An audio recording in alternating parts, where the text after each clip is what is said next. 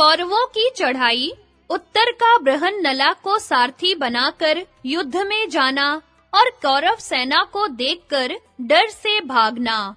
वैशंपायन जी कहते हैं, राजन, जब मत्स्य राज विराट गौओं को छुड़ाने के लिए त्रिगर्त सेना की ओर गए, तो दुर्योधन भी मौका देखकर अपने मंत्रियों के सहित विराट नगर पर चढ़ आया। भीष्म, द्रोण, कर्ण, कृप, अश्वत्थामा, शकुनी, दुःशासन, विविशंति, विकर्ण, चित्रसेन, दुर्मुख, दुःशल तथा और भी अनेकों महारथी दुर्योधन के साथ थे। ये सब कौरव वीर विराट की 60,000 गौओं को सब ओर से रथों की पंक्ति से रोककर ले चले। उन्हें रोकने पर जब मारपीट होने लगी, तो ग्वालिये उन महारथियों के सामने न ठहर सके और उनकी मार खाकर जोर-जोर से चिल्लाने लगे। तब ग्वालियों का सरदार रथ पर चढ़कर अत्यंत दीन की तरह रोता बिलखता नगर में आया। वह सीधा राजमहल के दरवाजे पर पहुंचा और रथ से उतरकर भीतर चला गया। वहां उसे विराट का पुत्र उत्तर मिला।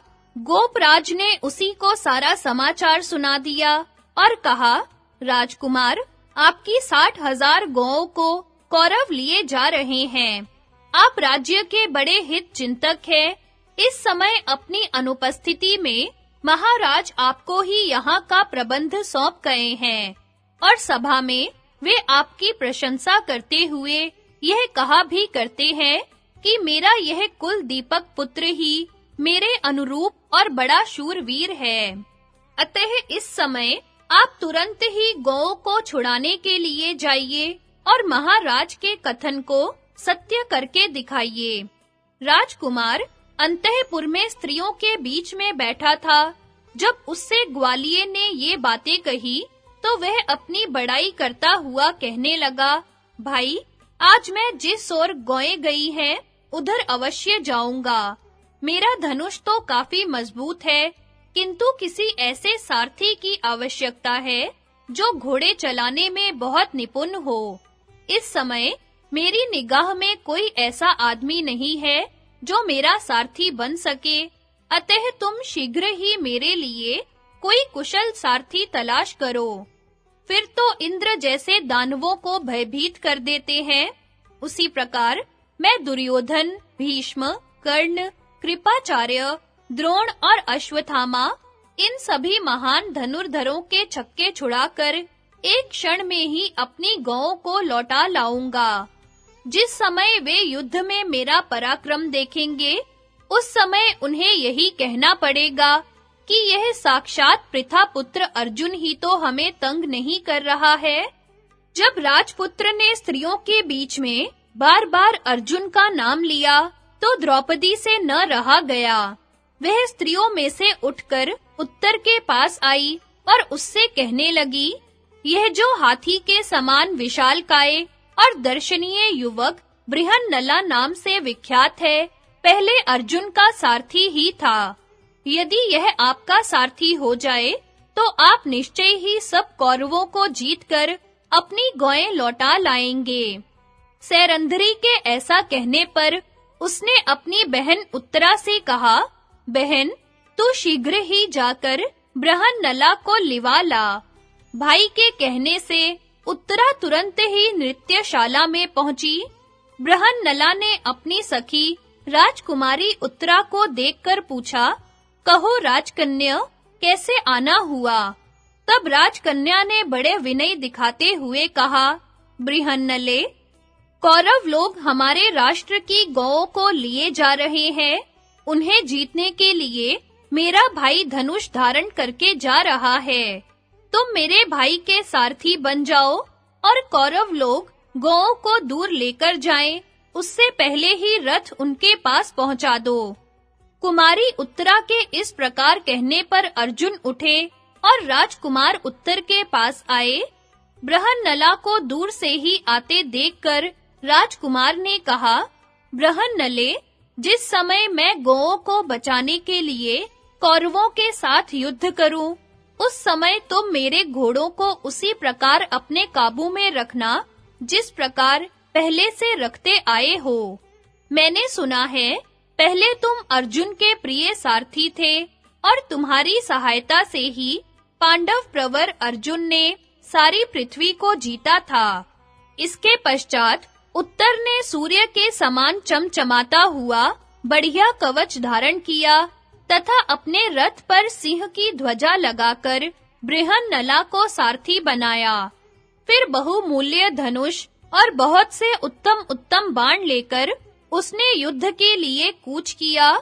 इस समय बृहन्नला की सखी उत्तरा और दूसरी कन्याओं ने कहा, बृहन्नले, तुम संग्राम भूमि में आए हुए भीष्म, द्रोण आदि कौरवों को जीतकर हमारी गुड़ियों के लिए रंग-बिरंगे महीन और कोमल वस्त्र लाना। इस पर अर्जुन ने हंसकर कहा, यदि ये राजकुमार उत्तर रणभूमि में उन महारथियों को परास्त कर देंगे, तो मैं अवश्य उनके दिव्य और सुंदर वस्त्र लाऊंगी। अब राजकुमार उत्तर राजधानी से निकलकर बाहर आया और अपने सारथी से बोला, तुम जिधर कौरव लोग गए हैं, उधर ही रथ ले चलो। यहाँ जो कौरव लोग विजय की आशा से आकर इकट्ठे हुए हैं, उन सबको जीतकर और उनसे गौएं लेकर मैं बहुत जल्द लौट आऊंगा। तब पांडुनंदन अर्जुन ने उत्तर के उत्तम जाति के घोड़ों की लगाम ढीली कर दी। अर्जुन के हांकने से वे हवा से बात करने लगे और ऐसे दिखाई देने लगे मानो आकाश में उड़ रहे हों। थोड़ी ही दूर जाने पर उत्तर और अर्जुन को महाबली कौरवों की सेना दिखाई दी। वह विशाल वाहिनी हाथी, घोड़े और रथों से भरी हुई थी। कर्ण, दुर्योधन, कृपाचार्य, भीष्म और अश्वत्थामा के सहित महान धनुर्धर द्रोण उसकी रक्षा कर रहे थे।